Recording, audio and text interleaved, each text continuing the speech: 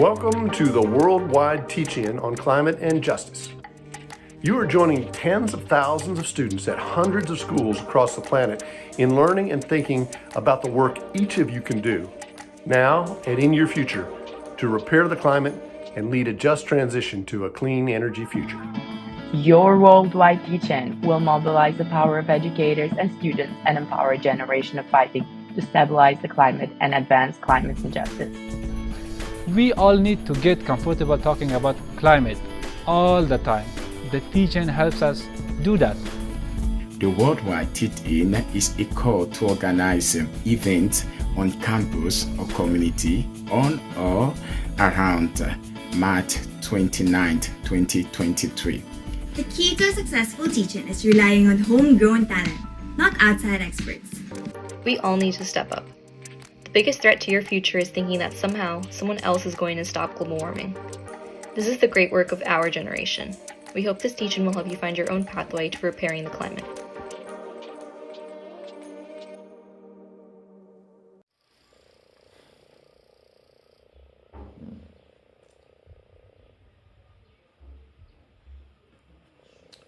Hello everyone, welcome to this regional webinar on teaching, regional teaching that we are heading as annual for PAC organization. We know, as you may know, we are a civil society organization expanded in through Africa. So we are organizing today a regional webinar on teaching on climate justice.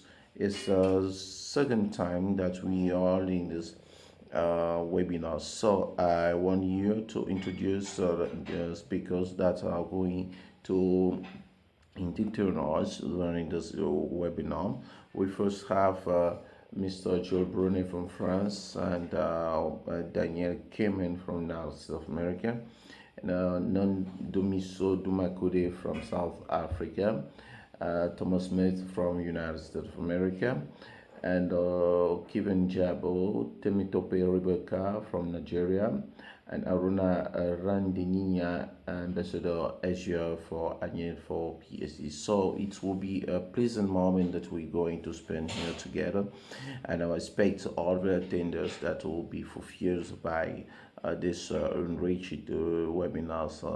I wish all of you to be already attentive. Now let me introduce first speaker of this webinar, Jules Brunet from France. Jules, are you online? Jules Brunet, are you online? Okay, thank you as the technical team is managing.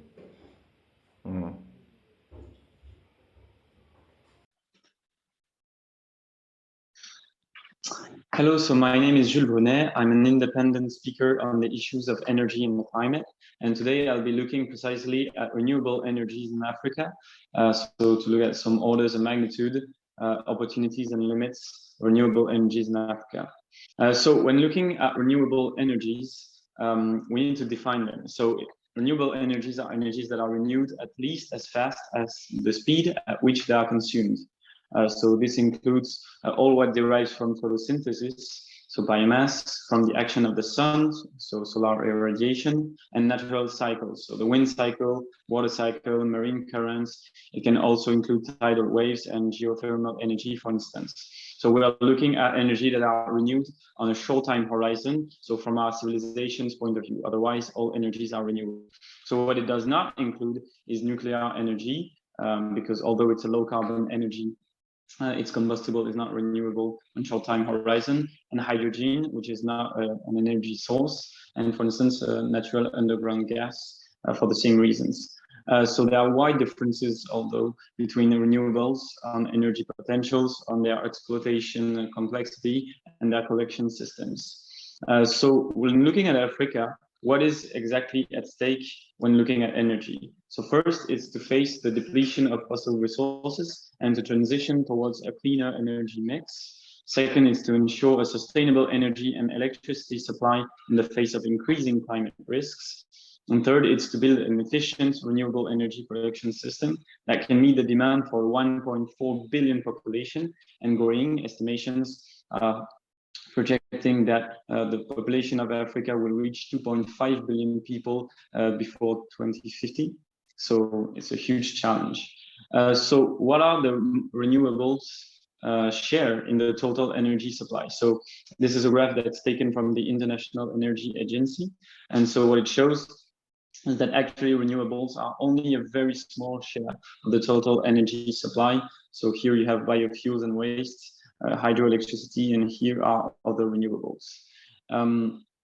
Now, if we look more closely at the renewable energies that we use the most, we actually can see that it's traditional biofuels, which represents 61%, hydropower, which represents 23%, and then only after comes wind with 8% and solar with 4%.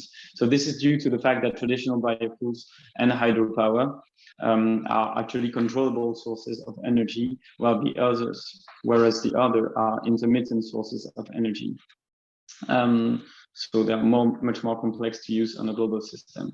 So first, I'm going to look at biomass. So it's the most widely used renewable on the planet, and it's especially true for Africa, where it's the majority of energy used. So it can take the form of fuel wood, forestry products, and agricultural waste, and it can be used as a combustible to generate heat or electricity. It can be used as a combustible either in its solid form, so wood, either in liquid form, so for instance with biofuels such as ethanol. It can also be used in its gaseous form with the biogas. It's mostly produced and used locally, and on a small scale, it can be substituted to fossil energies, but only on a very small scale because due to physical limits, it cannot be fully substituted to oil and coal, for instance. So here you have the biomass plants and Ivory Coast. So then hydropower. So it's one of the most low carbon electricities available, and it's fully controllable. So you can control exactly the amount of electricity you generate. Currently, it represents 15% of all of Africa's energy mix. And here you can see the Aswan High Dam, which is 1/15 of this hydropower. However, using hydropower has maybe sometimes huge consequences. So on biodiversity, due to aquatic species, sediments, etc. The displacement of populations due to the flooding of valleys when building the dam, and also on water resources within a country and between countries. So it can lead to usage conflicts between populations. Africa currently holds 41% of the worldwide hydropower potential. So this is actually huge. They only exploit a very small share of this potential. And this is also due to the fact that mostly dams are used for agricultural irrigation instead of for electricity. Now, when looking at solar power, so there's actually a huge potential for solar power in Africa. As you can see, it's mostly in Northern Africa and South Africa. But actually those areas aren't the ones that are the most densely populated in Africa. So this will call upon the development of distribution networks from these places towards the places which are the most densely populated. So solar power is the most important electricity potential in Africa, and it has actually decreasing costs for the moment. However, it is very CO2 intensive and rare materials intensive. For instance, when looking at the CO2 intensity, whereas hydroelectricity is only at 5-6 grams of CO2 per kilowatt hour, and wind power is only at 10 grams of CO2 per kilowatt hour, solar power is more likely to be close to 50. And this rises even more with the need for electricity storage capacities, which are needed to have a completely stable system. And then it can rise to up to 250 grams of CO2 per kilowatt hour produced. And another viable option would be concentrated solar power, because it needs less surface and less storage capacity. For instance, here you can see on the left the Carrefour concentrated solar park in South Africa with a power of 100 gigawatts, which can be used for heating water and generating electricity. Now, when looking at wind power, so it's rather the limited impact source. of renewable energy. And once again, the most suitable areas are in the north of Africa and a little bit in the south. However, if you look at equatorial Africa, it's the place which has the more potential for hydropower. So I guess nature is kind sometimes. So wind is a low carbon source of electricity. It's intermittent, so it needs to be combined with controllable sources to ensure the stability of the system. It's actually a little less expensive in investment than solar power. However, some offshore wind turbines can be more expensive, but provide a more stable electricity supply. So here you have the example of the Lake Turkana wind power plant in Kenya. So now, when we're looking globally at all of these renewables, looking at globally the energy sources of energy that generate the least accidents, so that are the safest and that are the cleanest in terms of greenhouse gas emissions. But what this doesn't show is that actually renewables also have a hidden face, which is the material costs. So because they are very diffuse energies, they need very complex capture systems that use a variety of non-renewable materials. So here you can see, for instance, that hydroelectricity uses 14,000 tons of concrete per terawatt-hour, and photovoltaic panels use, for instance, nearly 8,000 tons of steel per terawatt-hour produced. So it can rise to up to 10 to 100% times more materials needed than for traditional energies such as nuclear or biomass, for instance. So this cost can be a brake for the development of renewables. However, when we look at Africa's potential, actually the continent has quite a huge potential to evolve towards a 100% renewable energy mix before 2050.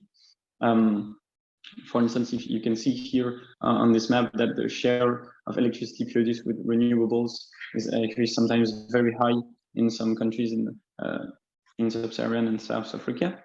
For instance, so the Democratic Republic of the Congo is nearly 100% renewable energy. But could an autonomous renewable energy system work fully with electricity? For the moment, it seems kind of complicated, because the functioning of the overall energy system still relies on fossil energies, so for the transportation, for the mines, for the building of solar panels and wind turbines, for instance, and producing those with renewables for the moment would be 10 times more expensive, if not more, and not even counting the storage facilities. So there's a complexity of having a fully autonomous energy system. This is due to the fact that they have lower energy return rates. For instance, when taking a nuclear power plant or a dam, they have a 50-to-1 energy return, whereas when looking at solar or wind power, they have only a 10-to-1 energy return on energy invested, and this is down to 5-to-1 when taking into account the storage. So the solution would be to make a mixed energy system, so to mobilize all renewable sources, both the ones that are controllable and those that are intermittent, and develop more electrification of energy systems globally in Africa, and more efficiency and optimization so that the continent doesn't rely mostly on fossil fuels entirely. The International Renewable Energy Agency has stated that the share of renewable energy in Africa could rise up to 50% by 2030 and 73% by 2050. So this is rather encouraging for the continent. And here is a little order of magnitude which I calculated. So actually Africa represents 3% today of the worldwide annual energy consumption. So this is actually very, very small. The total annual demand for electricity in Africa represents 700 terawatt-hour, which equals to, if we were to build them, 30 dams such as the Aswan High Dam, and a little bit more than 300 Turkana wind power plants, for instance. So globally, when comparing Africa's energy potential with its needs, there is a much higher capacity to match its needs than anywhere else in the world, which is also encouraging. So the only challenge that remains is to develop mutualized electricity distribution networks so that economic costs and environmental costs are minimized, and that these centralized systems need to rely also on new governance mechanisms with public institutions at the head to kickstart this. Thank you for your attention.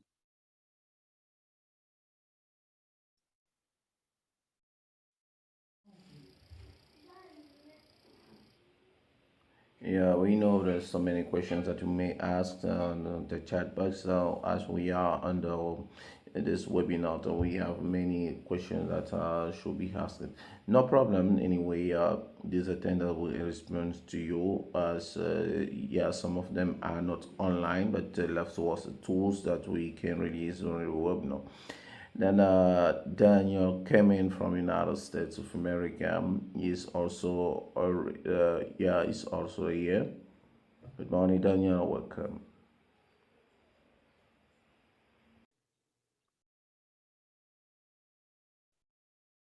Good day.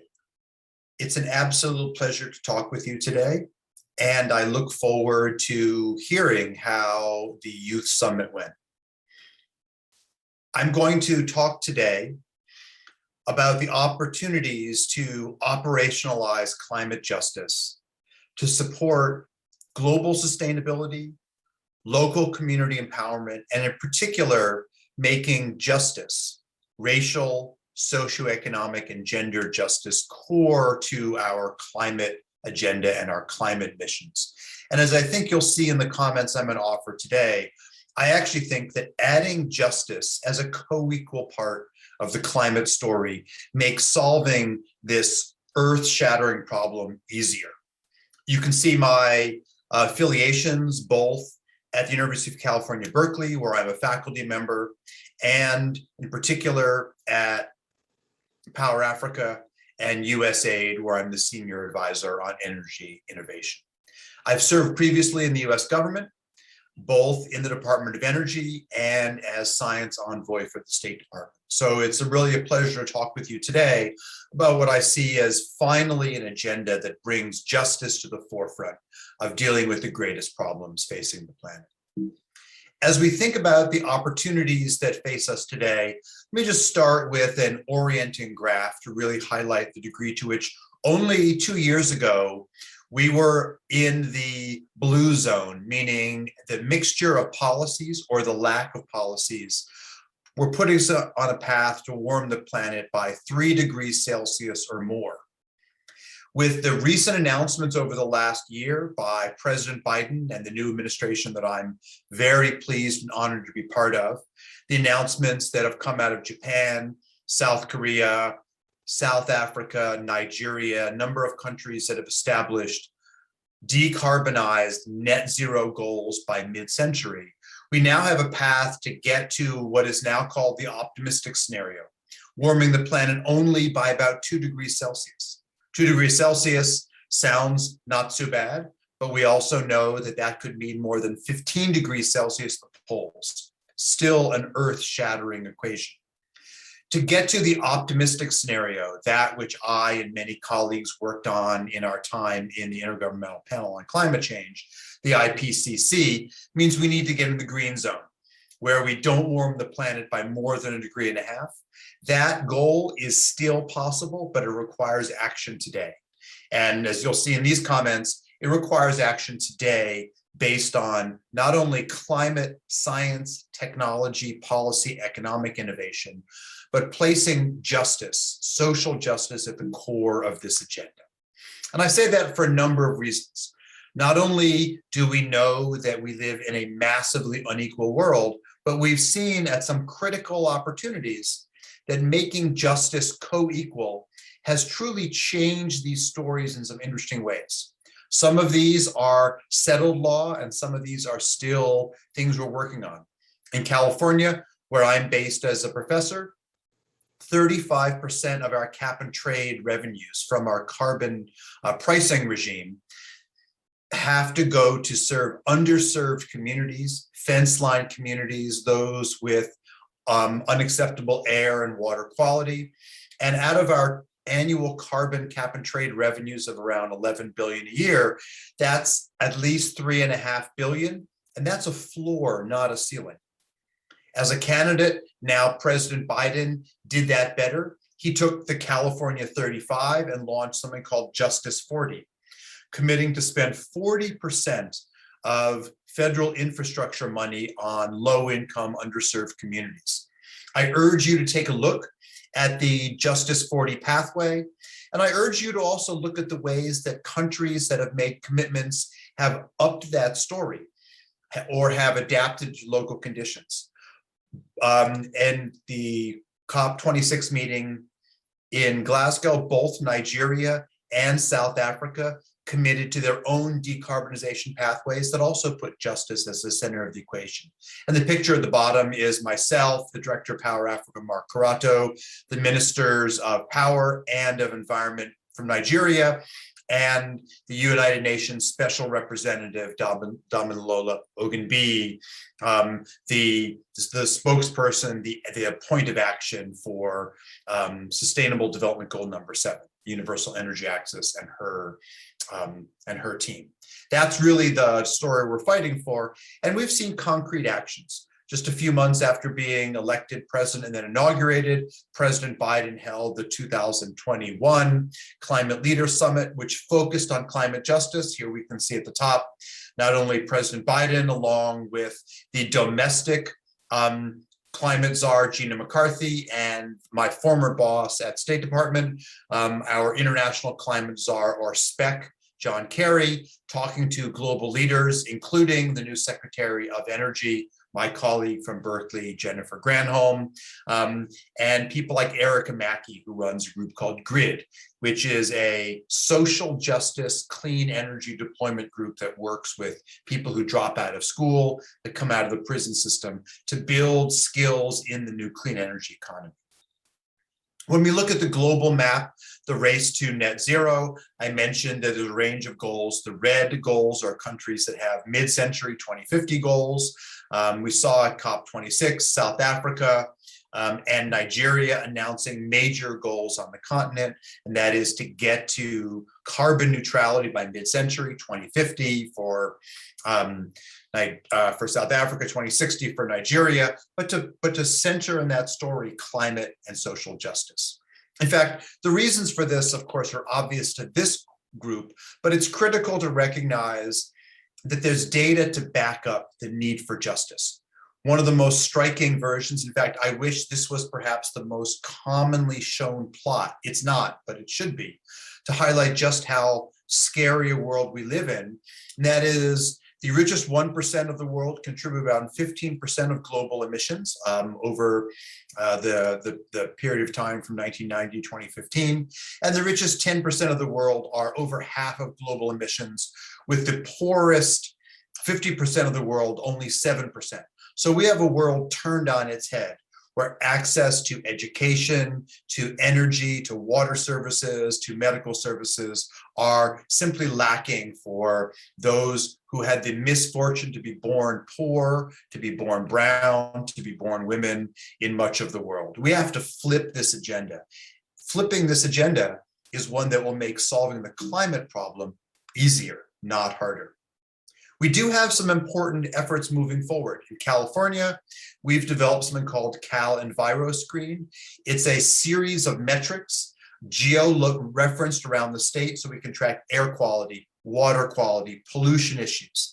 This is an ongoing effort, building more and more metrics, from lead exposure to traffic to drinking water to problems of toxic waste sites, asthma cases. It's a nuanced way to build an evolving platform to track the impacts of environmental injustice and to trace those back to opportunities to improve our global decarbonization by targeting the people most commonly left out, intentionally or unintentionally, often intentionally, left out of the equation of bringing better service to people on the planet. This we have to change, and we are starting to have the tools to make this happen. Now, I mentioned the effort that President Biden had done. One of the most critical, certainly not a perfect metric, but an absolute quantum leap forward, is the executive order he signed in his first day in office calling for the federal US government to use a so-called social cost of carbon in all of its analysis. That's a price on carbon emissions that takes into account not only the damages from CO2, but also methane, and takes account those damages to ecosystems, to the planet, and critically to people. It's not a perfect tool, no individual economic mechanism is, but it absolutely advances the conversation around how do we get to pricing mechanisms that reflect the damage we're doing to our ecosystem and to our brothers and sisters around the planet. This is one of the steps I urge every country to take a hard look at. It's a massive step forward analytically. It sends the right signal to business and industry, and it highlights the opportunity that we have to finally recognize the damage we do to ourselves is one that we'll never fix unless we price out pollution in a reasonable way. This evolves the conversation in many ways, and I won't dwell on the details, but if we look at a map of the United States as one example, to look at what is the least cost form of energy, here's a map where nuclear in blue, there's a small pocket, natural gas in this rust color, wind in green, solar in mauve. This is the least cost price with no price of carbon. The price of carbon where I live in California is not $0 per ton of CO2. It's about $20. But if we jump to the social cost of carbon of $50, what transformed? Social cost of carbon may be as high as $100. It's at least $50. And we see a map here where there's essentially no natural gas left. It's a map dominated by solar in mauve, wind in green, and a little bit of nuclear as the least cost form of energy. This would transform the decisions and would greatly enable the commitment of this US administration to decarbonize our energy system entirely by 2035 on the way to a 2050 entirely decarbonized economy of what is the largest economy on the planet. There are many other examples of taking these metrics seriously. The United Nations Environment Program has the so-called Small Grants Initiative. It's an effort that gives, with very low bureaucracy, $50,000 grants. And it's something that puts social inclusion and impact and metrics of how we're taking into account socioeconomic and ecological damage into account of awarding these grants. It's putting this idea into practice. And I want to highlight that as we think through how to really do this, we have to recognize the problem. We have to recognize that inequality is perhaps a bigger problem even than climate change. We must fix both, but we will not likely fix climate change. In fact, I believe it's impossible to fix climate change if we don't recognize the inequality and the massive difference in access of all resources based on color of one's skin, gender, where we're born, etc. We need to develop data-based metrics to get there. And then we need to develop inclusive decision-making tools, something which is largely lacking in the planet. The voice of climate youth is sadly cut out of conversation after conversation. I highlight that in two ways, in efforts to fix that. In Nigeria, the power sector reform program is based around a social inclusion metric. And here is a meeting that we had in Glasgow with climate youth leaders from East and West Africa, from the United States, myself as the USAID representative, talking about what are the mechanisms we can center the needs of those who are least empowered, but those who will maximally inherit the world we damage. Thankfully, the analytics are on our side. When we look at the job creation potential, both direct jobs, the indirect jobs, the industries that are associated with supporting energy generation, wires for transmission, etc. That's the direct and the indirect jobs. And then the induced jobs, the hardest to quantify, those are the jobs that come associated with these changes. And what we see is the jobs, whether you want to just look at direct plus indirect, direct, indirect, and induced, they're dramatically higher by investing in clean energy. In some cases, almost an order of magnitude higher by investing in clean energy than some of the dirty energy solutions opportunities. This is a real transformative picture. We can utilize this to make clean energy the place to invest for the new world, not a way to perpetuate the inequalities and pollution of the old world.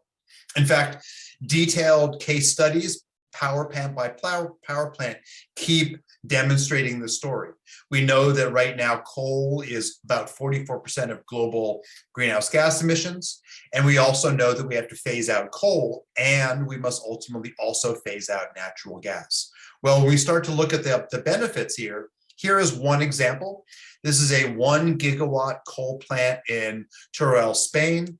And the analysis done by the Spanish government and by the utility is that that plant can be replaced with a larger solar plant, solar and wind power, backed up with energy storage.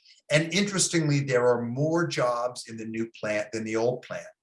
Because solar and wind are now the least cost energy sources for much of the world, this is a project that will cut costs for the utility and will not only retain hiring all of the current employees, but there will be additional employment needed. So this will be a net source of new jobs with zero loss in existing jobs to the plant.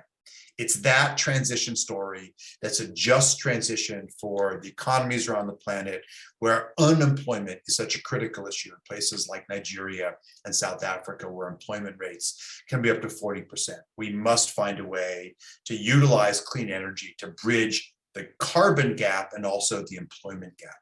And this is true off-grid as well. As an off-grid example, when we think about the tiers of services for example, health clinics, we can think about solar portable solutions, so-called tier 1, defined by the World Bank, standalone mini-grid solutions, solar and biomass or microhydro powered kiosks as places to receive everything from small amounts of medical services to vaccines, to regional or municipal mini-grids, to larger clean energy grid systems that enable us to meet many of the sustainable development goals. That's a pro-health, pro-climate, pro-social justice, pro-employment agenda. That's the kind of thing that will turn the story around so that that 2050 decarbonized planet is one where racial and social and gender justice are at the core of the story. And this is not just something we talk about as overseas assistance and projects from the US government or EU or other governments. Here's an example that I am proud to be the co-director of in my town, Oakland, California, where we're working with a low-income community to build the so-called Eco Block. This is a block of 38 buildings. Some are single-family home, some are multi-family home. You can see there's an apartment building here at the corner where solar's being installed on all the roofs, but not to power each building individually. All of that renewable energy is being pooled in this garage where we have a flywheel, a rotating energy storage system that then sends power back to power all the homes, all the street lights, a waste reclamation system, and critically, publicly available electric vehicle charging stations attached to the lampposts. This is a way to socially build equity and capacity for clean energy, and not to make it something where the richest members of the community get there first. There's other efforts. I recently had the pleasure to visit with Fulbright University in Vietnam, and I'm working right now with the VIN Foundation in Vietnam to look at awarding prizes for the most impressive innovations. We've already seen in the utilities in Vietnam, EVN, the Vietnam Electricity Company, major efforts to increase the numbers of women in the workplace, to make training preferentially available for those who've been excluded in the past, and to really develop a diversified pro-justice energy sector. When we look at the opportunities to do so, one of the ways to do that is to recognize that the way we install new projects, solar, wind, or others, may not be more equitable than technologies we've replaced. In fact, in a recent study that in my laboratory, we found that unfortunately new solar projects preferentially go to the ethnic majority, the white population. They don't go to African-American, Latino populations with anywhere near the number. Recognizing this is what our study was about, but the next step is then to find ways to build that capacity, to do training, to provide loans for new startups, to enable minority business people to become the leaders in these fields. If I jump back to industrializing nations, here's a project that we completed 2 years ago in Goma on the eastern edge of the Congo, edge of Lake Victoria, where a community-based clean energy project is one that was financed with social development bonds, something called PRECs, Peace Renewable Energy Credits, something that a group that I helped to found called Energy Peace Partners started. Those PRECs were used to fund this community clean energy project that powers the school on which its land it sits. You can see the solar here and the battery systems at the bottom, and they then provide power to the neighboring community. Pro-job, pro-justice, clean energy in an area where reliable power is rare to find, let alone reliable green power. As we think through the next parts of the energy transition, the so-called rare earth materials, even though there are many different materials, cobalt, graphite, indium, vanadium, nickel, silver, neobendium, a whole variety of materials, the demand for these materials may rise by up to 1,000% by the end of this decade. And the conditions of mining and the exploitation of miners and smelters is horrific in many parts of the world. We need to invest in just materials using blockchain and other technologies to track just materials and to learn from companies like Luna Smelter in Kigali, a company that sources its tin sustainably, and they make then high-grade materials for the export market based on justly harvested materials from artisanal small producers. It's an opportunity to build in a clean transition lens on one of the dirtiest parts of any industry, but certainly the industries to come. I want to thank you for listening. You can contact me both through Twitter. If you want to interact with my laboratory, the Twitter feed for my laboratory at UC Berkeley is Dan_Kammen. I've both put the website of my laboratory, and you can also contact me at Power Africa, where again, I'm the senior advisor for energy innovation. I wish you all the best in the conference. I'm looking forward to hearing back from you. Thank you so much.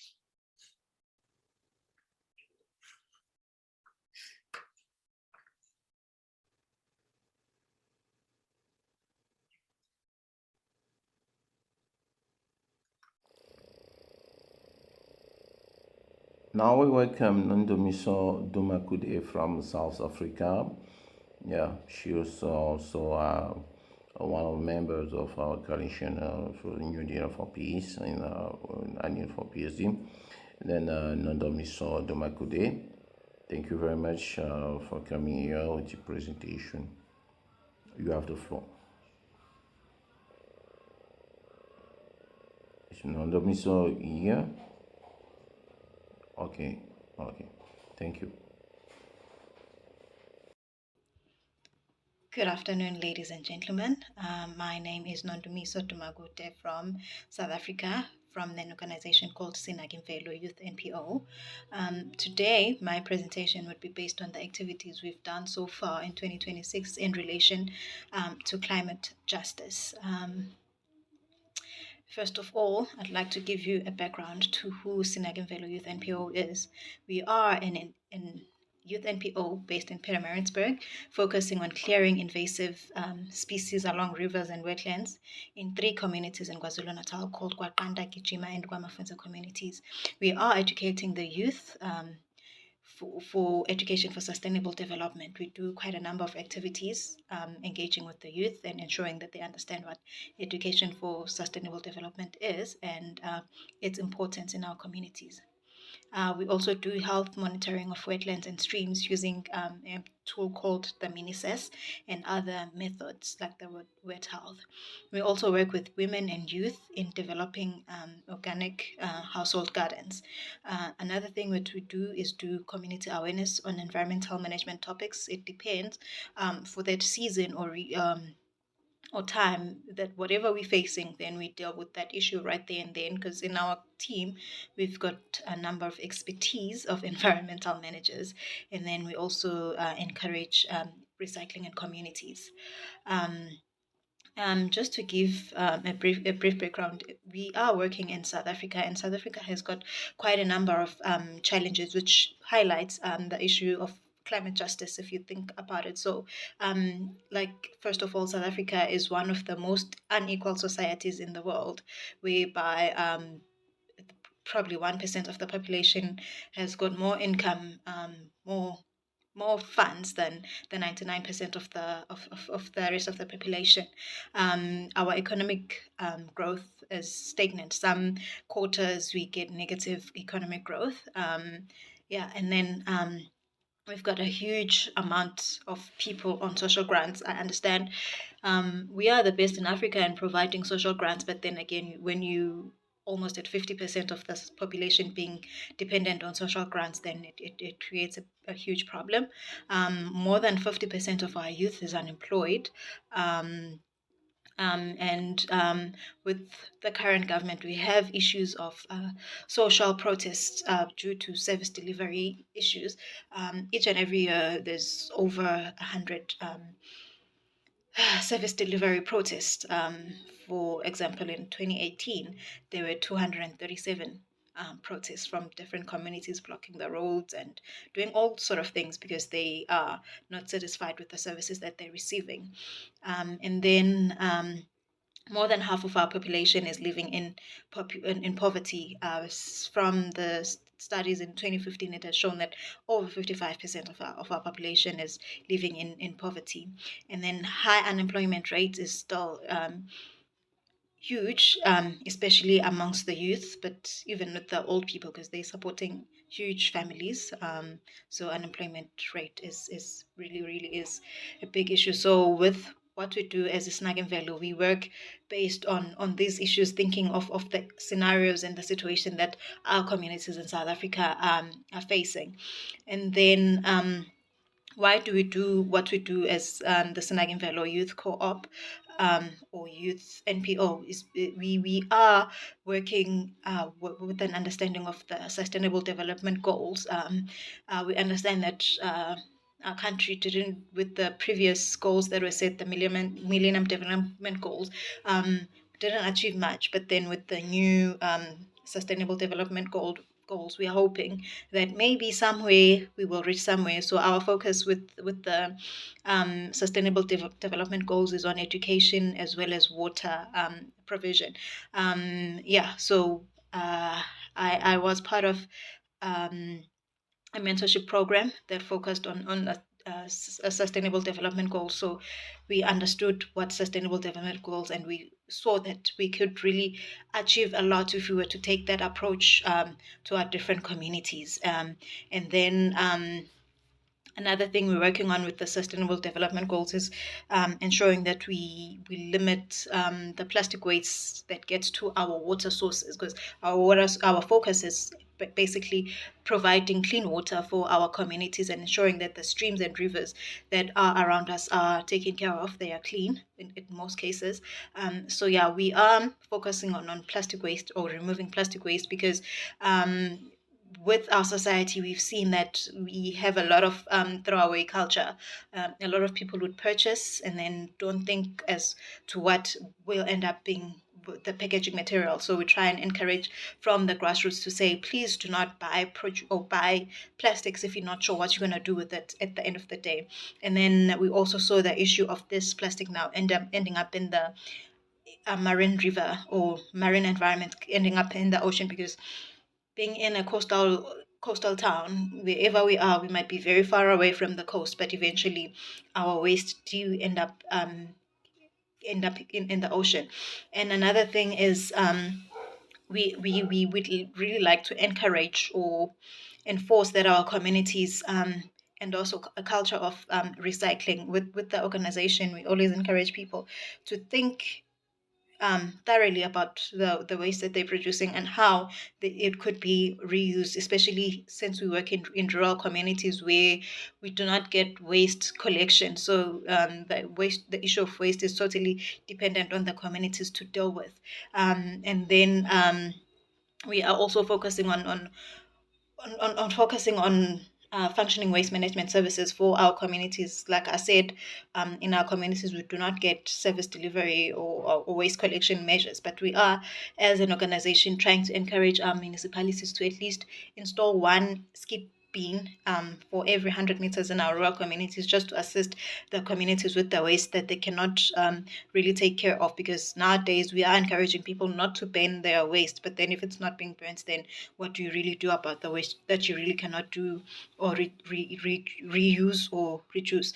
And then we also focus on just the changing of the attitude towards littering, because in most of our communities, if you walk around the communities and you're asking people, why are you throwing away the waste and not taking care of it, it's like, no, I'm creating employment opportunities. But then it doesn't really make sense if you're creating employment opportunities and nobody's really being employed to deal with that waste. So it's trying to change that attitude to say, if you are polluting or littering, it ends up being your problem. And we also try to encourage this circular economy mindset, to say we really cannot just be producing for the sake of producing, but let's think about what we do from the production of the waste till the use of the waste. And then for the 2022 activities, for the 5 months that we've worked so far, we've shared quite a number of information sharing sessions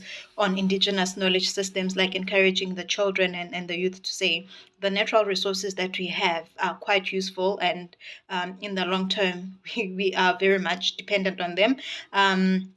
We've managed to clear up illegal dump sites in our communities, and out of those dump sites, we've actually planted vegetables or seedlings. That is just to encourage, to say, if you remove the waste, you could use this space for other activities in the communities. You cannot really have huge space that you're just dumping waste instead of maybe producing the food that you could be eating and selling. As you could see in the pictures, the first picture is a young boy using the natural resources, which is a wetland, for water. That water is clean enough to drink without any chemicals or anything. It might look murky, but if you take it and just let it settle, we can drink that water. It's very clean. And then we also planting indigenous trees, encouraging the communities to remove the alien invasive species, because what they do is reduce the amount of water that we have in our resources. So if we remove the alien plants and plant the indigenous, then we are restoring the river ecosystems in our communities. And another thing we've done is assist our communities. Like I said, we are living in a highly poverty-stricken environment. So some of the kids or children we work with wouldn't really have homes. So instead of like just educating, we've taken it upon ourselves to have that initiative to say, if your home is falling apart, we can come up together as the youth and try and build that home for you, because we've got the power or the resources. We might not get funding from the state or whatever, but whatever little resources that we can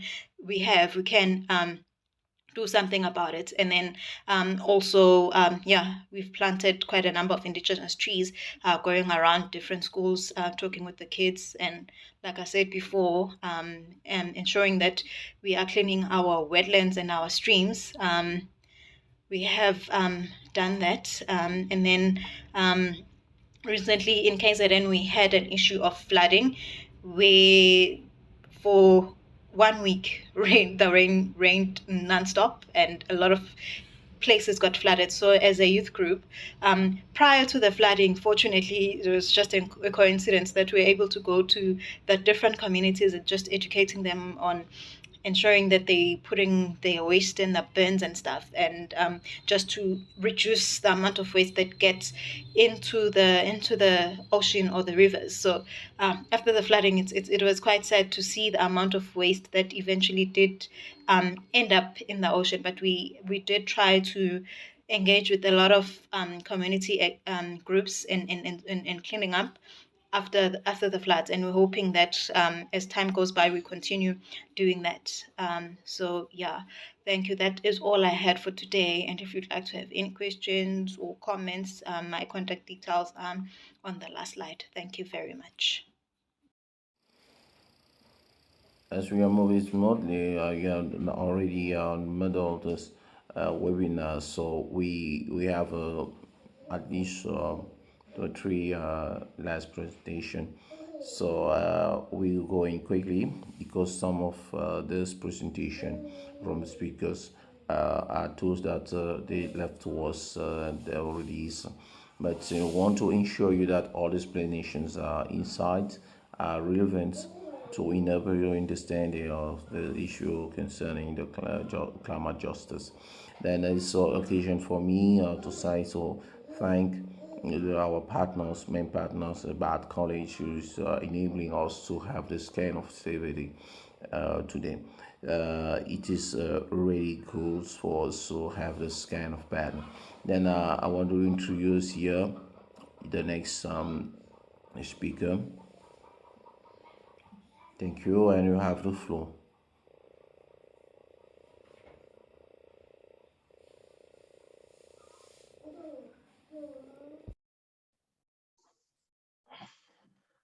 My name is Kevin Jabo. I'm an associate adjunct professor at the University of California and also the Africa director for the Congo Basin Institute. So today I'm going to be talking about biology's role in sustaining the earth. We're looking at nature-based and regenerative solutions when we want to make sure we can save our earth. But before we start looking at biology's role, there are some simple questions we need to ask ourselves.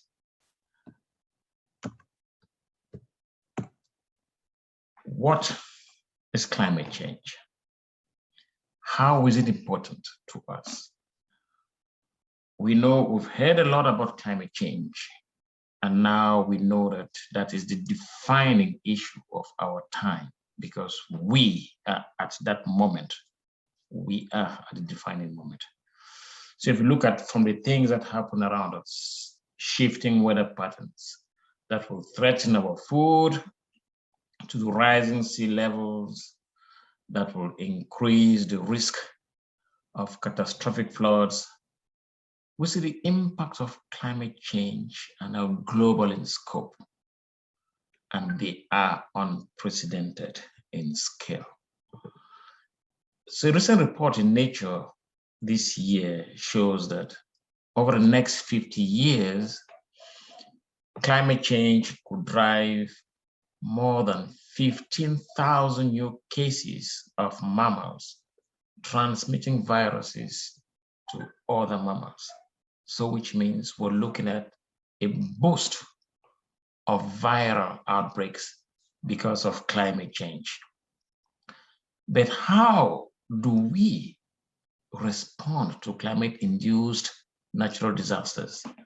How are we prepared to respond to these diseases? We can look at it at a global scale, but I want to just bring it down. Let's just look at Africa, for example. We can check the floods in South Africa. We can look at the droughts in Eastern Africa. We can talk about tropical cyclones that are hitting Madagascar. And what we see, the things that used to be some extreme, infrequent weather events, they are now becoming our new normal.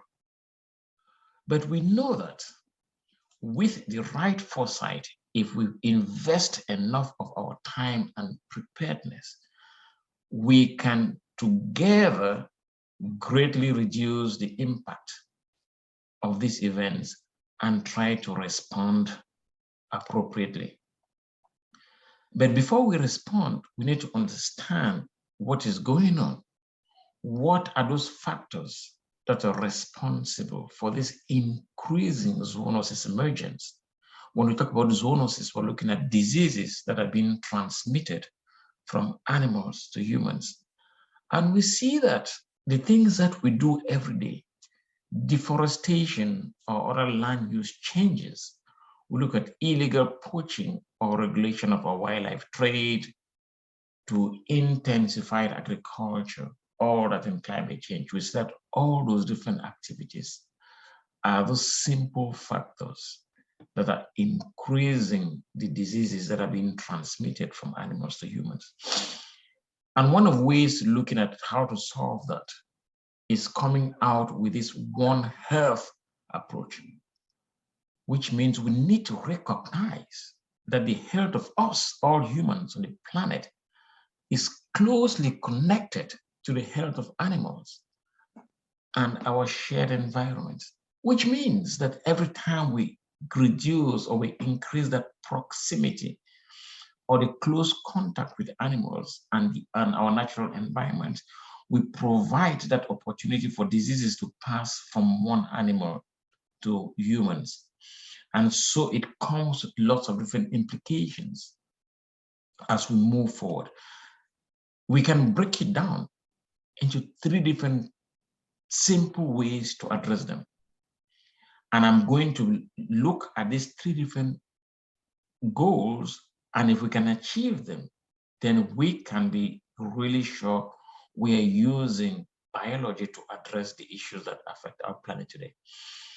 The first is a healthy planet, which means fewer diseases. When we stay healthy, when we stay clean, we mean we reduce the disease outbreak. Secondly, let us make sure the wild is kept wild. And thirdly, we need to build a different economy. We need to make sure we have buy-in from local people. We need to make sure we have buy-in from all the different stakeholders. So if we address these 3 things, making sure that we keep the planet healthy, keeping the wild in the wild, and defining a different economy, we are going to be addressing these issues. And how do we do that? We can go back 2 years ago, which what we call the super year of. In 2020, we called it a big year for biodiversity because it was supposed to be that year where so many different things were going to be addressed. As recently as February 2019, the United Nations proclaimed 2020 to be a super year where a lot of landmark global meetings were planned. We talked about the World Conference in France, to the United Nations Conference in Portugal, or the Nature Summit in New York. And all of these discussions from this super year would have culminated in October at a major biodiversity conference in China, which was billed at the time as a Paris for biodiversity. But it looked like nature had other plans for us. We didn't get to respect the 2020 super year because the coronavirus pandemic came in and put everything else on the back burner.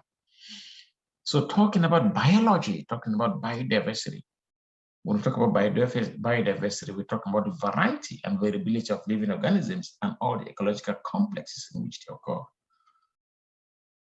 All of these seem to have been shunted aside because of the coronavirus outbreak. But when we look closer, we now see that there's a huge link between pandemics and biodiversity. And those links are becoming clearer and better appreciated. So, but how did we get here in the first place? What happened? What are those drivers of these zoonotic diseases? Clearly, we said, what are those factors that are responsible for creating this zoonotic emergence? Changes in the environment, which is a result of human activities, the things that we do. And clearly, most of the science is showing that bat-associated viruses, which were thought to be the cause of the coronavirus, emerged from the loss of bat natural habitat because of deforestation for agricultural expansion. We are encroaching into natural habitats. And we keep doing that for lots of different activities: logging, mining, building roads in remote places, trying to do irrigation schemes and dam buildings, coastal development, urbanizations. All of those are encroachment into natural habitats. And in doing that, we become uncomfortably close to all this natural wildlife that live in their natural spaces. And what does that result? When we keep destroying those habitats, we see that they yield less food and send all foraging wildlife into contact with humans. In that process, we create vectors for zoonotic bacteria, viruses, and parasites. And we've seen that in the last 50 years, we've lost 60% of wildlife. And in that same period, the number of infectious diseases has quadrupled. So as we're doing that, we are bringing ourselves closer to wildlife, and then we are not respecting the second objective on the side: the wild must be kept wild. And all of that together is being exacerbated by climate change. As we were saying that today, as the science is showing us, that climate change will going to alter and accelerate the transmission patterns of so many diseases across the world. A 1 degree Celsius increase in temperature means changing the abundance, changing genetic composition, changing the survival and the behavior of so many different species. And because of that, as we're doing business as usual, more than 1 million species of plants and animals are at the risk of extinction today. Over 40% of our insects are at the risk. And we see that biodiversity loss and climate change, they all go hand in hand, becoming this cycle of life, and unfortunately, a cycle of death. Because now a lot of people rely on natural environment for their survival, for their livelihood, for food security. And if we keep destroying, it can lead to mass migration, the risk of many companies becoming significant, huge economic impacts in different parts of the world. So we need to change the paradigm. How do we do that? What simple examples can we be talking about? The first thing is, we talk about the Congo Basin Institute. After 100 years of its existence, the University of California decided to partner with the International Institute of Tropical Agriculture to form the Congo Basin Institute in the heart of the Congo Basin forest in Central Africa, in the country of Cameroon. What we've done there, we are creating facilities which offer researchers from different parts of the world to work with local scholars in remote places, in natural settings, and in degraded areas to understand the forest. We are also building that network of interconnected environmental data so that everybody can really understand what is going on the ground. We want to make sure Africans become the solutions of problems in Africa. But by doing that, you need to build those infrastructure and give them access to the greatest tools. One of the simplest things which we need to address, and we ask ourselves, and I'm throwing that out, what do you think chocolates come from? Simple question. We love chocolates. Where do they come from? They come from cocoa beans, which grow on trees. It's a simple answer. But when we dive deeper, what do we see?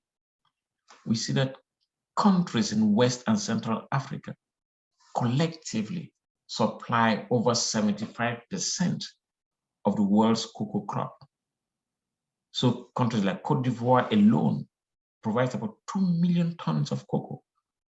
Ghana, Nigeria, Cameroon, Togo, 1.5 million tons. And what's interesting is, if they produce so much cocoa and we all love chocolate, then what's the average income of that average cocoa farmer in West and Central Africa? Less than $1 a day, which is kind of interesting, right? And when you think about it, when you look at the value chain of the cocoa industry, when you provide 75% of the raw material for a $100 billion industry, and you get back 6% of returns, it means something is fundamentally wrong. So in order to address these issues, we need to look at the cause, we look at the source.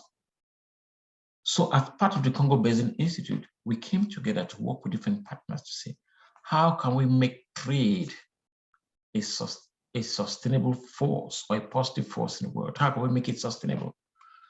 Looking at these major commodities, we talked about cocoa. We cannot be producing 75% of the raw materials and get 6% of the returns. It makes it unsustainable. So what we try to do is, we've understood that there is unequal distribution of these resources. And because of that, it's going to make the world unlikely to reach all these international ambitions, such as the United Nations Sustainable Development Goals. So the CBA project, what we try to make sustainable trade a positive force by focusing on the impact of trade of specific goods like cocoa, like palm oil, what we call internationally traded commodities, and also complementing that with locally important food crops to try to seek solutions to these impacts. Together with these, our partners, we study all the stages of the supply chain. We look at the damaging links and pathways for lasting change. And we've come together with 12 research hubs across 85 countries across the world, 500 researchers, and over 400 partner organizations to look at specific needs. We're trying to make sure we can reduce need for land expansion, deforestation. We're trying to conserve forest carbon by using the latest climate mitigation techniques so that we can stabilize climate locally, but regionally, and increase that resilience for agriculture, in the process boosting local and national economies. And also for these specific communities, trying to increase the viability for the businesses within the commodities of cocoa, palm oil, bush mango, ginseng, and you name them. At the end of the day, there must be a win-win solution for both the people and the environment, which is what we call it benefits biodiversity. So that alone, that's one of a simple project that can address the issues of trade. Secondly, we talk about ebony. Ebony wood is a tropical forest species that has been exploited for thousands of years for musical instruments. Ebony has very good tonal qualities and used in small pieces for making bridge and fingerboards of guitars and pianos. But we didn't know anything about the ecology of the species, where it comes from, how it survives in the forest. So we asked ourselves, what's the simplest way to bring out a viable, sustainable ebony production and logging model for Cameroon? And how do we make sure we can engage local people in the process?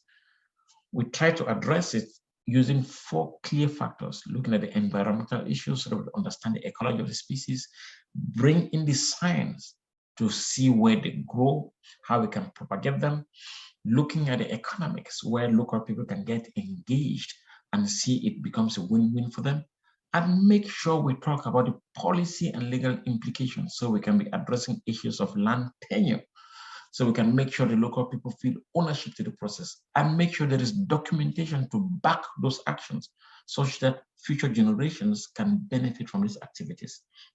The third project, which I'm going to talk about, mapping pangolins. Pangolins are the most trafficked animals in the world. And it is mostly used in Asia because for traditional Chinese medicine. But what we try to do is, because they have been pushed out of Africa heavily. So let us look at how do we get information on the movement of this pangolin and the scales of pangolins across the full trafficking chain, from poaching in the wild to amassing the scales to the transit patterns and ultimately to the destination where there is final consumption. And we do this by using 2 simple and innovative approaches. We talk about building a genoscape of pangolins, the genetic map of where pangolins are found in their natural habitats. Then we look at social network modeling so that we can get a comprehensive picture of pangolin trafficking from Africa all the way to Asia. We've come up with phenomenal results showing where the trades are. So the policy implications for this are going to tell the governments and the policymakers and the local people where it is being traded, where it is being consumed, where it is being pushed, so we can together work to save the species and make sure the wild stays wild. Lastly, we also need to be addressing local people. We need to be able to address unemployment and joblessness. We need to be able to address despair and evaporating remittances across the tropical African countries. And what the CBI is doing is making sure we can partner with Agriculture for Africa, talking and addressing the youth, where we can mentor and build them in such a way that if they commit petty crimes and they get locked up in a system, they are rehabilitated. Because if we don't do that, when they get into the system, they become hardened criminals. And when they come out, they go back into that cycle of crime. So by building them, by teaching them all these innovative skills, working with them across these different projects of pangolin trafficking, building genoscapes, agriculture, looking at positive force for these major commodities, making them agripreneurs will reduce recidivism in such a way that they come out, they build, they learn skills, and they become very useful in your environment. So we see that simple things can be done, and simple examples, what we call these nature-based solutions, using the biodiversity, using our own role to bring in solutions to the environment. So all these simple opportunities can make sure we can engage in climate justice, clearly showing that in order for the planet to stay healthy, we need just simple projects to make the difference. To ensure that the world is kept wild, we need to think about restoration programs. We need to be making sure that we're putting back into nature, harvesting sustainably, we can live in contact with them. And in that process, engage all stakeholders. Everybody must be part of the problem, and everybody must be part of the solution, because together we can build a better world and a different economy. Thank you very much.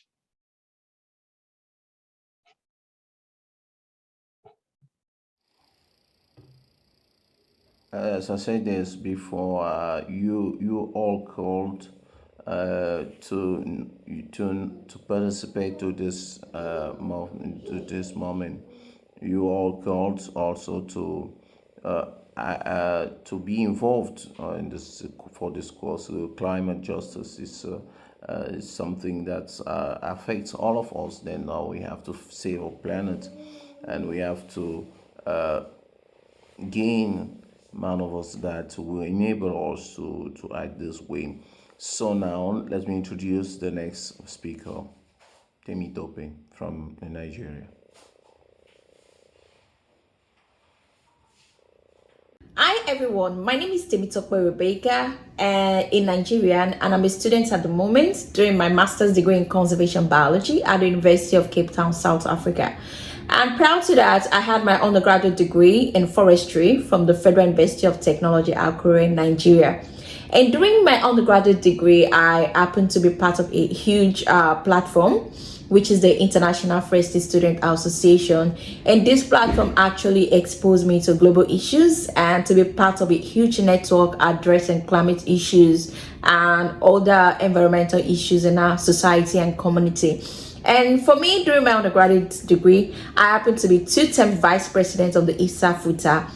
And this gave me the privilege to relate with community on several occasions through forest education and tree planting. And after that, in 2017, I and my other colleagues that we actually have similar goals, we co-founded Eden World Conservation Initiative. And this initiative is actually coined to promote human harmony in nature, in societies, and also globally.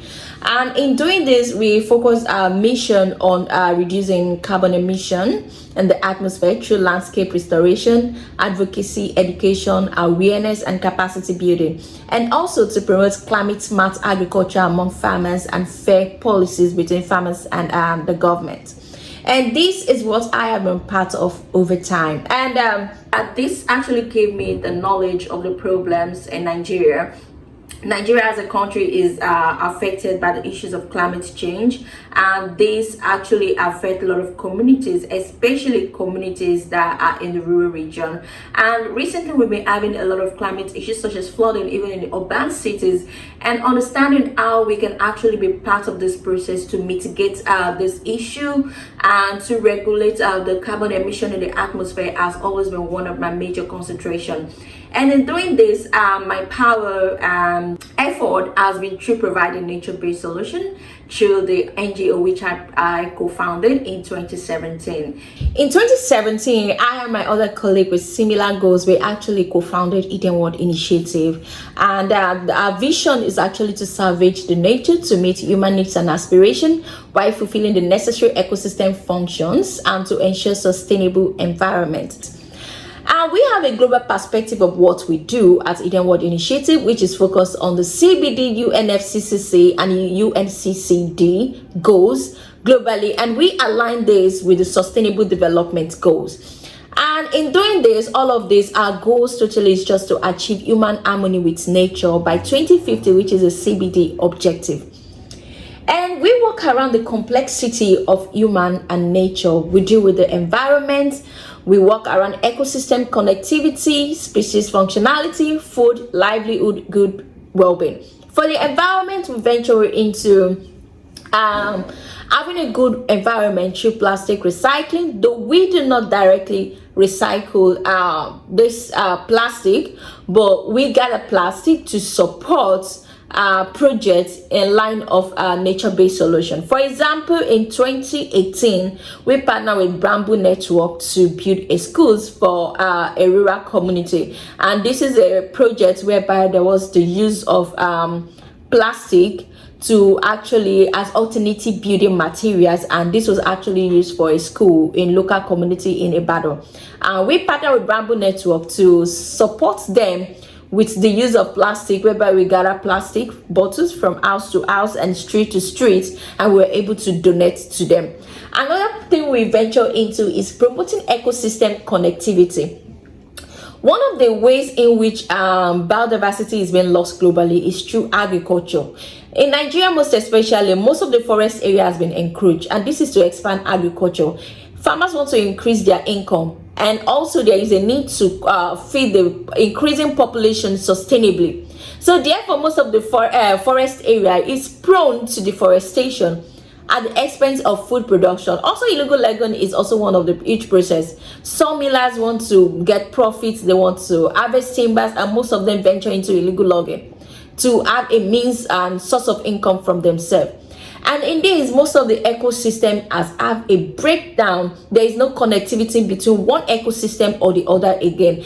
And in cutting down trees, this has actually contributed more to the emission of carbon into the atmosphere. The trees are meant to absorb carbon, but there have been a lot of burning, illegal logging activities, and thus it is not supporting the major purpose of climate change mitigation. Hence our purpose of reducing the breakdown of ecosystem connectivity. That is, we've introduced agroforestry as a nature-based solution and agroecology to support food production and prevent biodiversity loss, that to connect the ecosystem together and allow for species movement.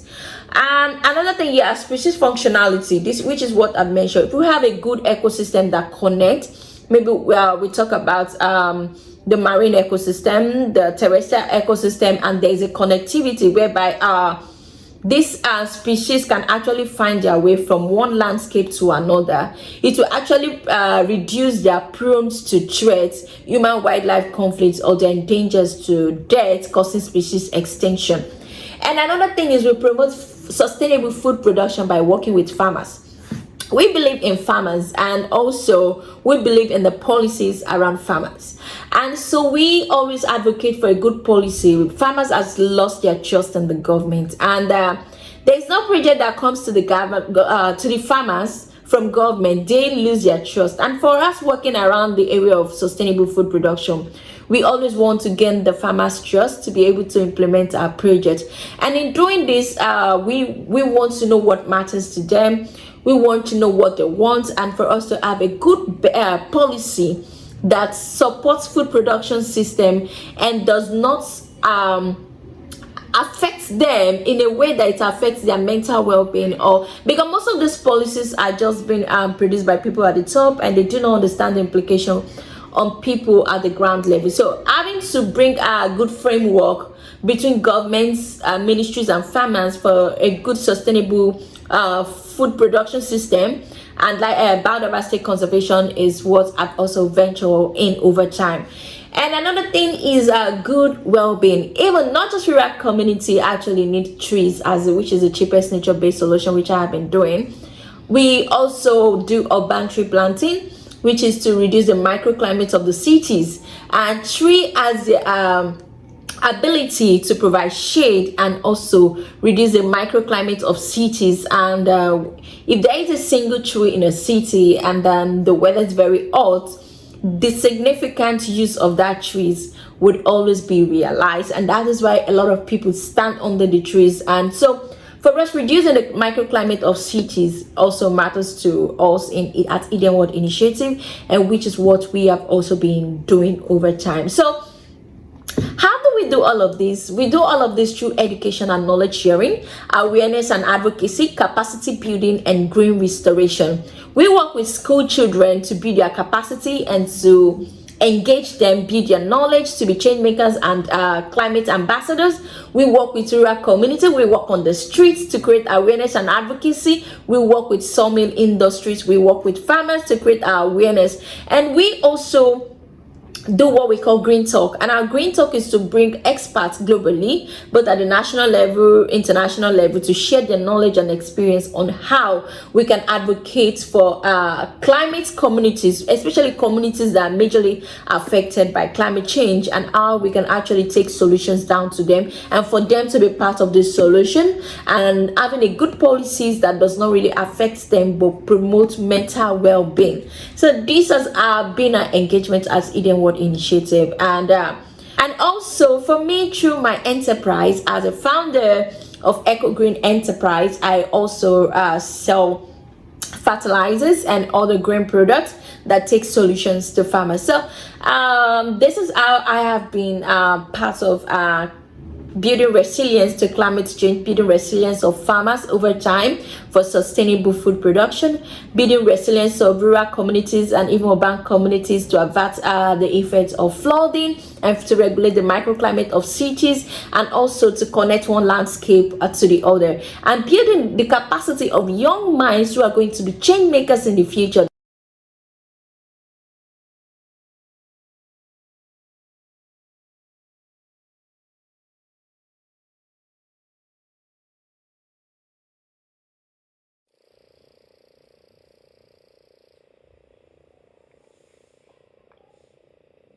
The last but not the least, and this is the last Randania from Asia, is Asia ambassador for Anil for PSC, is from Sri Lanka. So now we are happy to have him on this day in I think this webinar focused on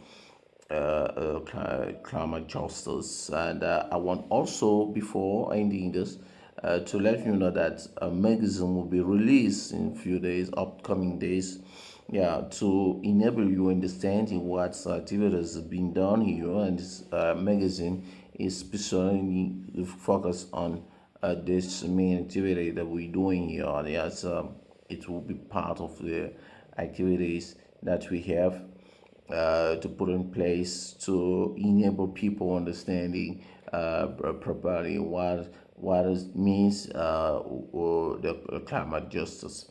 So the magazine's name Idiba, and the special edition is focused on climate justice, and that's why it is for us another opportunity to really thanks show our gratitude towards our partners that are enabling us to have this activity. Thank you very much. So Randanya, thank you. Welcome to this webinar. Or expecting that you're going to give us a great presentation as usual. You are still remind to us, all of our attendants this morning, that you are an informed PhD ambassador for iSure, as you're coming from Sri Lanka. Okay, technical team is telling me that Rania is already online. Thank you. Rania, you have the floor. Great.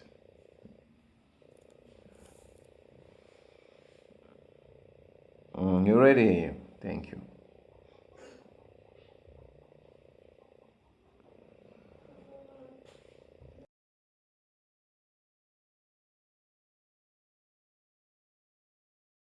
Ladies and gentlemen, I am Arnashanta Randeniya from Sri Lanka. Today I am representing as the regional ambassador of the Asia. At the first, I would like to mention some background information behind me. I am professionally chartered civil engineer and civil society activist.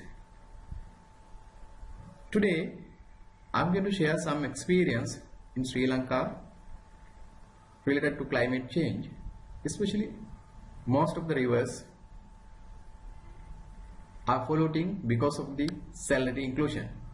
As well as we noted that the severity of the droughts are increasing. We experienced a severe drought event in 2017 that was very severe, and most number of people were affected. So I think this is common for every country, and the situation are getting bad. Another example I have shown here. This is the vice versa of the previous case. Here, in the same year, one side of the country was affected as a flooding. The same period, drought as well as the flood eventually. So that's why this talking about climate change is very important in the global context even.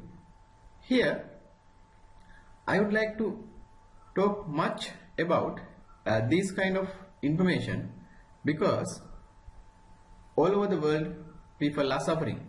Here I wish to bring some information regarding water safety plan. We know that as a ground level people, we need to do something. That's why even though there's a climate change effect, we have to survive. So here is the one of program that is called water safety plan. We have implemented water safety plan for every schemes, and here we arranged a special awareness campaign so we could achieve our targets to some extent. That's why talking about the environmental and talking about the activities are very important when the scenario of the impact to the community. Here I have shown one location. It was proposed to construct low flow weir. Actually that was a salinity barrier. I think at the moment now it is functioning and it brings a lot of benefits to the community. So this kind of projects should be proposed in the future also, because sometimes we cannot prevent the climate activities and climate change effects. So but we need to set the ground level. So this is one kind of example. So these things can be used for everywhere in the world. And when I'm moving to academic development activities I have accomplished towards the society based on the climate effect, my MSc research was done based on the water rationing. You know that the water rationing is required when the water is limited. When the water is limited, we have to ration the water, but we need to study about the impact limitations, and we study about the inequity when we implement in the water rationing strategies. Also, I introduced water losses management techniques, because you know that in the ground levels we are experiencing lot of water losses around world as well as around most urban water supply schemes. But we need to practice the proper methods to save the limited water resources. That's why I'm pointing here. Also, when I'm coming to the last one, because I noted that we can serve the people by delivering our knowledge, and in our country I'm serving these kind of practices, plumber, mason and construction. These kind of fields I'm advising to uplift their living condition. Here one program I arranged recently, I included here to share with you because the people, the student in this school were not able to get even the essential school equipment also. So we arranged a program and we could complete it successfully. We organized and we collected the amount of fund and we could complete the event successfully. Here another example we are doing these days. This young guy was suffering urgent heart surgery. So we together collected money and we could finally achieve his urgent heart surgery, and now he is recovering. So that is the happy we are sharing with you, even though the main concept is deviating with my this slide. Now I am moving to the another activities I am doing these last 2 months, and I'm strengthening the water safety plan programs because we know that the water bodies are becoming vulnerable. Good discussion to protect them. That's why we are talking every time about water bodies. And when I'm coming to organize the program to educate people about pollution of water bodies, and especially I'm thinking about water because the water is the main component of the nature. At the moment I would like to tell you about something, especially about the consultancy firm I created recently. Do you know the reason is most youngest are losing their jobs because of the economic crisis in Sri Lanka. I think it is very common to all over the world, especially in Asia. But I am thinking that we can collect the opportunities and we can share them between these kind of expertise. I am going to use this forum to open this kind of discussion in future also, because now we have a collection of countries, and that means collection of opportunities and collection of resources. If we can combine them and share the opportunities, that would be much grateful for everybody. Even it might be in Sri Lanka or Nepal or India or any country. That's why I'm telling this kind of information is very important to discuss. Now I'm moving to the next slide. That is actually about talking about the water pollution and solid waste management. There's a reason to emphasize here. You know that the most poor people are suffering from the energy problem. It is same as in Sri Lanka also. Now I am promoting biogas units, biogas techniques. Why? It gives us benefits, especially its solution to the gas shortage, as well as it prevents direct waste disposal, and it is solution to the fertilizer issue in the country. So any country can use these kind of techniques and knowledge to uplift their living condition. If I am moving to the knowledge sharing for wastewater disposal purification, especially in most urban area, they are releasing the effluent directly to the water bodies. But we can share the knowledge and we can give the knowledge to uplift their effluent quality. So definitely we can put a step forward. This forum is to create the earth better place to live.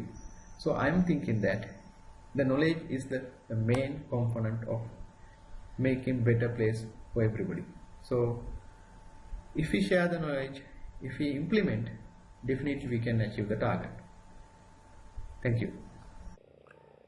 Okay, dear attendants, we expect you too much to have gained so many things and so many knowledges during this webinar that we had this morning. So the commitment that you have now to take is to make a promotion of climate justice, and also enabling your members within your associations, your organizations, to take part of this cause that you're rising the climate justice. We don't have two whom, we have only one. and our planet need to be saved. So we need now to gain in best practice, to involve communities, to involve people to the climate justice. It's relevant for us, it's relevant for our future, the future of mankind, the future of our planet. The future is also our kids. What do we want for them? Which future do we wish to them? These questions we have to ask them properly, deeply, to really understand which way we are going to take and how we can overcome all challenges that are barriers and a way to enable a better tomorrow for our kids, for our communities. So I think for PSD, through my voice, is giving you thanks for your mobilization this morning, and it is a time for us also to forward this gratitude to our partner Bad College. Thank you very much for enabling us to organize this regional webinar on climate justice, the teaching of this year 2023. It is the time for us to separate, but not longer, because we are together always. Then we keep in touch. Thank you very much for listening, and expecting to see you next. Bye-bye. Thank you for being part of the 2023 Worldwide Teach-In on Climate and Justice. We hope you've learned of some paths you can follow to be part of repairing the climate. Here's what's coming from us at the Worldwide Teach-In for 2024.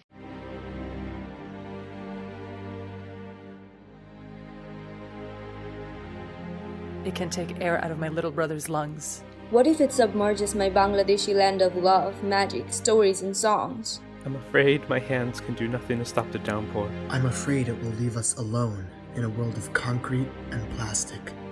Groom Gaia into a vacant void. It will take the green and leave us in the dark. I'm afraid it will bring out the worst in people.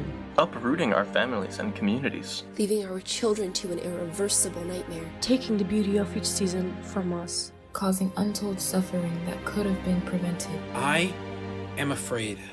I'm afraid. I'm afraid. I'm afraid. I'm afraid. What are we being taught? What are they teaching us? Economics, literature, math, engineering, history, music. What meaning do they hold if our climate swallows us whole? I can be courageous. I can be courageous. I can use my voice and passion, keep fighting even on the days it feels hopeless. I can fight for my people. I can hold on to the beauty we still have. I can save our land against this man-made havoc. I can be a voice for the sky, the soil, and the sea. I can make a good future for our next generation. I can stand up even when it feels easier to sit down. I can love my brothers and sisters and protect their lives, because we have the same mother, the great Mother Earth. I can be louder than polluters that try to silence life. I can do my part and lift others around me to do better.